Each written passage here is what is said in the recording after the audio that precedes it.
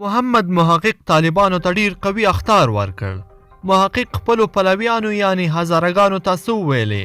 د طالبانو پر وړاندې به کوم ستر اقدام پورته کړي؟ دلته یې راسره په ویډیو کې کتلی شئ. خو که تر اوسه پورې مو زموږ چینل نه وي سبسکرایب کړی نو مهرباني وکړئ زموږ چینل سبسکرایب کړئ. درنو لیدونکو السلام علیکم. محمد محقق وایي هزارګان به طالبانو ته غاښ ماتونکي ځواب ورکړي. محمد محقق د هزارګانو په سیمو کې د طالبانو د تازه تحرکاتو په اړه ګواښ کړی دی چې هزارګان او سیمه کې پراته ځواکونه به طالبانو ته غاښ ماتونکي ځواب ورکړي.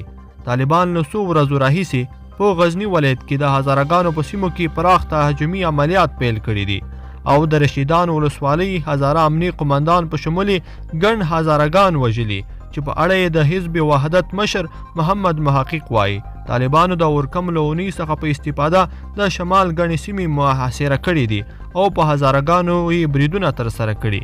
نوموړی وایي طالبانو په هزاره میشتو سیمو د رئیسوب بالا عبدالله مسجد سبز چارګټ کې بریدونه زیات کړي دي چې د ده په وینا ځواب به یې غاښ ماتونکی وي.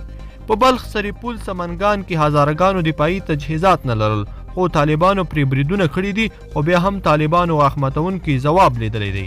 دا په داسې حال کې ده چې د مخفي راپورونه وایي چې طالبانو له کلونو راهیسې له هزاره مشرانو په تیره له محمد محقق او ایرانیانو سره په توافق د هزارګانو په سیمو د بریدونو نه کولو تړونونه کړي وو او په دې بدل کې ډېرې پیسې اخیستې وي. خو له تیر کال راهیسې دغه ژمنې په غزني کې د خواجه عمري او مالستان ولسوالیو او ډایکندي کې په ځینو ولسوالیو د طالبانو له بریدونو داسې ښکاري چې د دوی ترمنځ توافقات مات شوي دي. درنو لیدونکو په دې هیله چې دغه ویډیو به مو خوښه شوي وي. که مو خوښه شوي وي ویډیو لایک کړئ او زموږ چینل هم سبسکرایب کړئ.